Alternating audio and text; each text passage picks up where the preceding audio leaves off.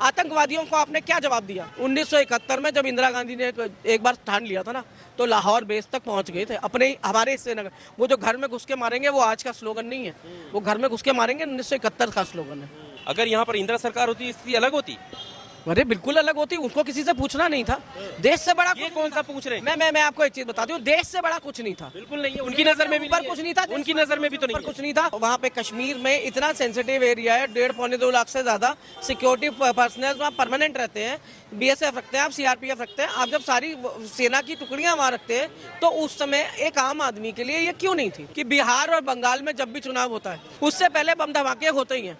2019 पुलवामा हुआ, 2025 फिर हो गया।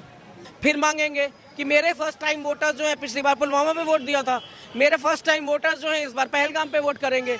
हिंदू मुसलमान कर लिया, राजनीति चमका ली, चेहरा चमका लिया, देश के लिए क्या किया? भारतीय जनता पार्टी की एक समस्या क्या है कि उन्हें मुद्दों में जब धर्म दिख जाता है ना तो उनको बड़ा मजा आता है उसमें खेलने में, बजाय इसके कि वो ये मजाक करते कि कलमा पढ़ लिया होता, मुझे ये आता, मुझे वो आता। ऐसा नहीं है कि मुस्लिम जो मुसलमान है वो वहाँ पे शहादत नहीं हुई है उनकी। जब आपको बाहर के दुश्मनों से लड़ना है, देश में दुश्मन नए बनाने की जरूरत नहीं है ना। लेकिन आज जब उसे धर्म पे आप ले आएंगे ना, तेरा धर्म खराब है, तेरा धर्म, मैं क्या अपने धर्म के बारे में नहीं सुनूंगी? तो मेरे धर्म को अगर सम्मान चाहिए तो मैं आपका धर्म का सम्मान करूँ ना। तो आज उमर अब्दुल्ला माफी मांग रहे हैं जहाँ सिक्योरिटी फोर्सेज इन सबकी जिम्मेदारी उनकी नहीं है। आप संवेदना भी नहीं देने गए, आप सांत्वना भी नहीं देने गए, आप सॉरी बोलने भी नहीं गए, और आपने कोशिश ये भी नहीं की कि उनके अगर तुरंत वो अटैक हो जाते तो आज लोगों के मरहम लगे होते हैं। अभी देश क्या चाहता है? देश क्या चाहता है? देश पूरी तरह से ये चाहता है कि आप खुद को इंदिरा गांधी से कंपेयर करें, माँ दुर्गा से कंपेयर करें, महाराणा प्रताप से कंपेयर करें, टीपू सुल्तान से कंपेयर करें, किसी से भी करें, लेकिन पाकिस्तान के ऊपर वही अटैक होना चाहिए जो हमें करना है।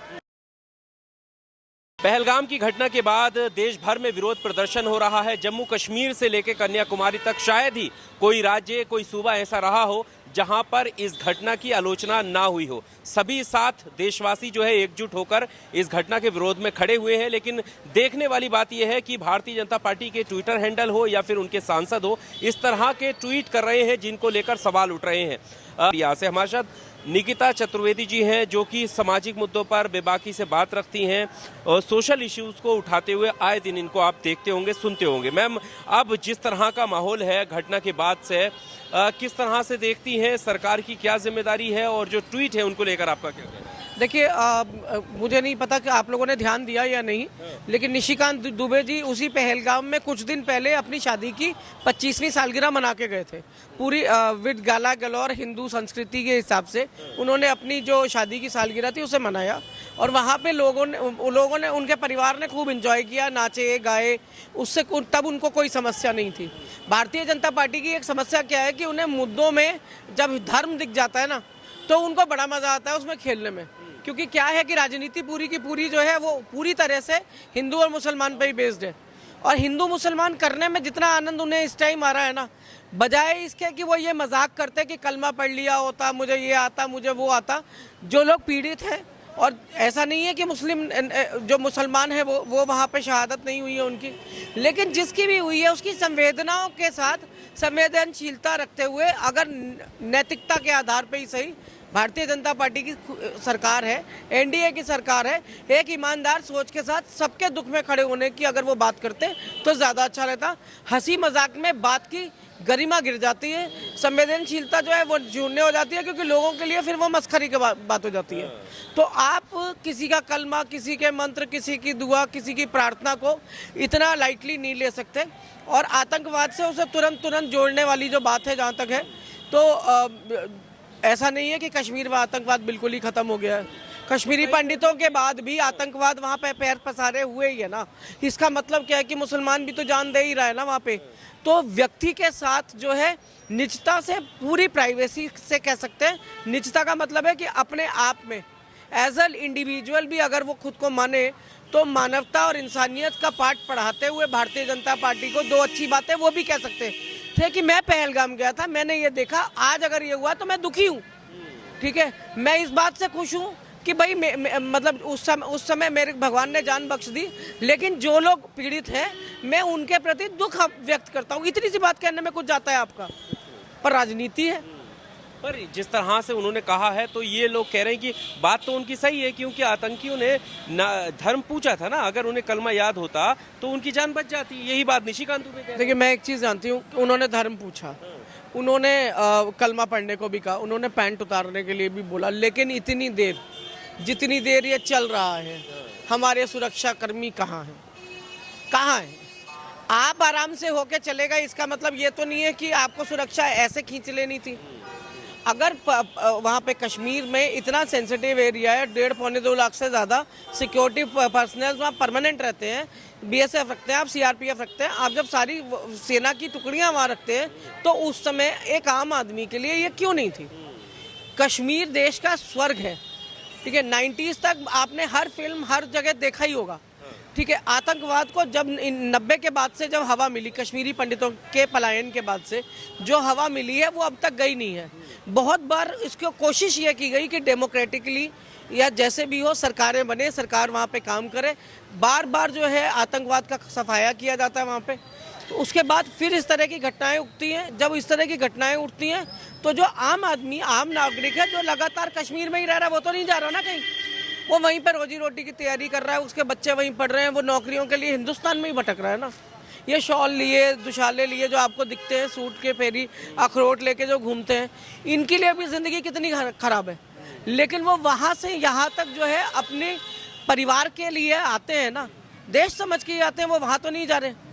फिर आपने ऐसा वो 48 घंटे का एक ऐसा शगुफा छोड़ दिया कि ऐसे ऐसे परिवारों को मैं देख रही हूँ कि बच्चा जो है अपाहिज है, लड़का अपाहिज है, माँ इंडियन पासपोर्ट धारी है इसलिए माँ यहाँ रह जाएगी, बेटा जो है वो पिता के साथ और अपने भाई के साथ आगे निकल जाएगा। तो इस तरह की मानवता वाली स्ट्राइक है, कह रहे मोदी जी ने सख्त एक्शन लिए हैं, चाहे वो वाटर स्ट्राइक हो या फिर यहाँ से हमारे देश से पाकिस्तानियों को भगा देना हो। देखो ना, मीडिया पर सब बताया जा रहा है, चीजें बताई जा रही हैं, कितना कैसे कदम उठाए। ये बकवास है। वो मैं रूबिका रियाकत को भी सुन लो, आप अर्नब को भी सुन लो, मैं आपको सीधी बात बता रही हूँ, कुछ नहीं होगा। इनके पोर्टल्स पे आप देख रहे हैं पाकिस्तानी मतलब बात करने जो भी उन्होंने जर्नलिस्ट वगैरह बुलाए हैं, आप नोटिस कीजिएगा वो सारे के सारे एक जैसे हैं। वो जब बकवास करते हैं अर्नब उन्हें बिल्कुल नहीं टोकता, उन्हें रूबिका भी नहीं टोक रही है। क्यों? क्योंकि वो ये गाली गलौज चाह रहे हैं, वो भारत को गालियां दे दें, वो नेताओं को गालियां दे दें, वो सब कुछ कर रहा है। आपकी देश को, देशवासियों को मजाक उड़ा रहा है, सब कर रहा है, और आप कुछ नहीं कर रहे।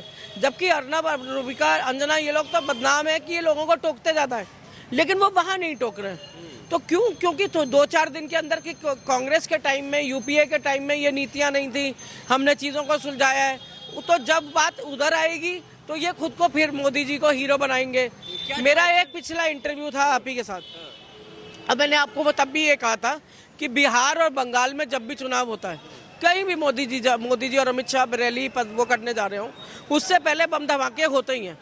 2019 पुलवामा हुआ, 2025 फिर हो गया, क्या बताने, 5 साल बाद भी फिर पहले पुलवामा किया, आज पहलगांव किया। फिर मांगेंगे कि मेरे फर्स्ट टाइम वोटर्स जो हैं, पिछली बार पुलवामा में वोट दिया था, मेरे फर्स्ट टाइम वोटर्स जो हैं इस बार पहलगाम पे वोट करेंगे। हिंदू मुसलमान कर लिया, राजनीति चमका ली, चेहरा चमका लिया, देश के लिए क्या किया? आतंकवादियों को आपने क्या जवाब दिया? वो जो दिया है वो काफी नहीं है। ये कोई वो नहीं होता है। हमने सुना था कि एक चुप 100 को हराती है, पर वो परिवार में होता है। इसका मतलब ये नहीं है कि आपसे कोई फ्रंट पे आके लड़े। 1971 में जब इंदिरा गांधी ने एक बार ठान लिया था ना, तो लाहौर बेस तक पहुंच गए थे अपने हमारे हिस्से नगर। वो जो घर में घुस के मारेंगे वो आज का स्लोगन नहीं है, वो घर में घुस के मारेंगे 1971 का स्लोगन है। तो तब से अब तक जो है, अगर आप उसे बदल नहीं पा रहे हैं, आप उसको रीच नहीं कर सकते हैं, आप इंदिरा गांधी को बीट नहीं कर सकते हैं, तो आप राजनीति में और स्टैंडर्ड ब्लो और 2 घंटे के अंदर, 3 घंटे के अंदर आपका तो रेडार नहीं पकड़ता ना आपके हवाई उनको विमानों को, हमारे जो फाइटर प्लेन है उनको नहीं पकड़ता ना, तो भेज देते।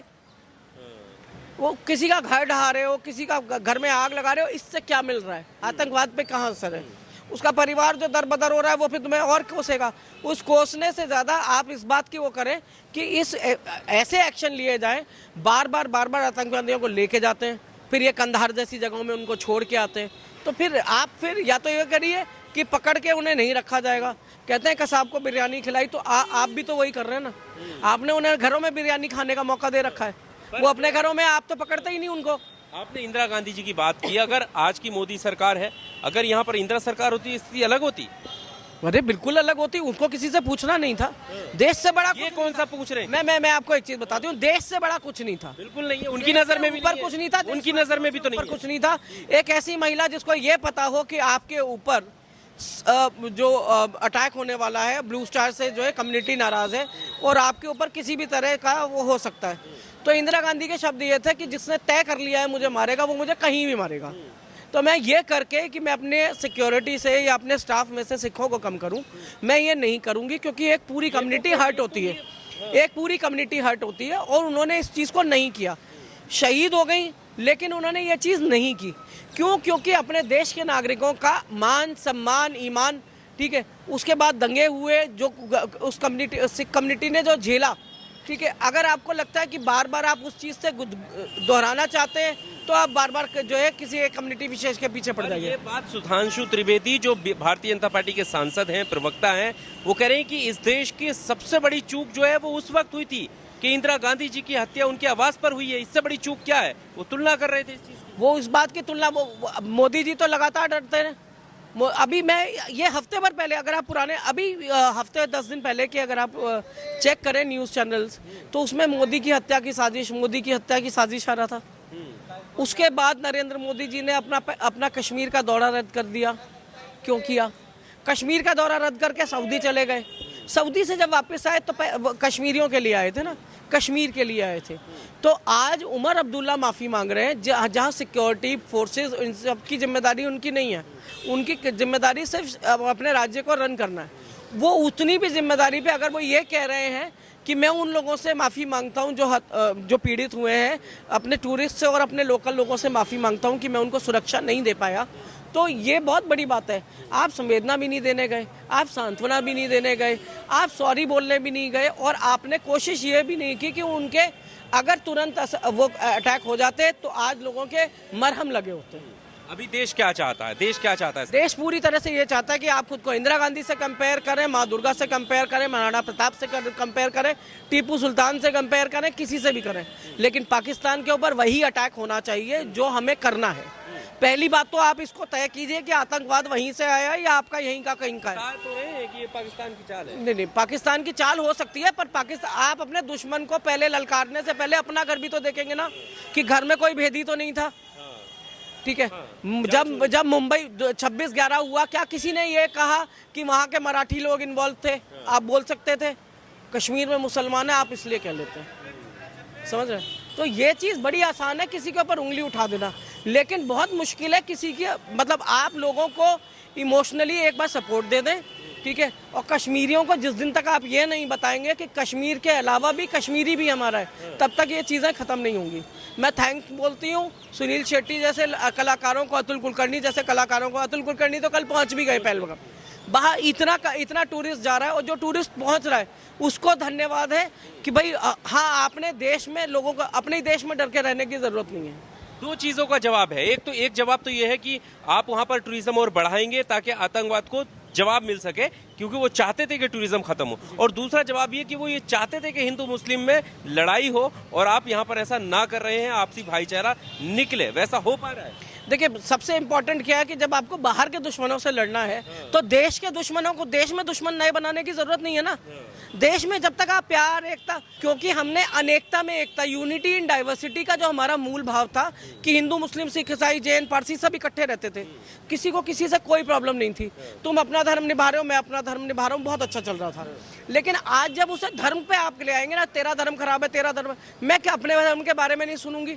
तो मेरे धर्म को अगर सम्मान चाहिए तो मैं आपका धर्म का सम्मान करूँ ना, ठीक है। अगर एक दूसरे के परस्पर ये भावना आएगी ही नहीं तो फिर आप कैसे उम्मीद करते हैं कि ये चीज़ें ठीक हो पाएंगी? दूसरी चीज़, आपको जो जवाब वहाँ देना है, पाकिस्तान को देना है, आतंकवाद को देना है।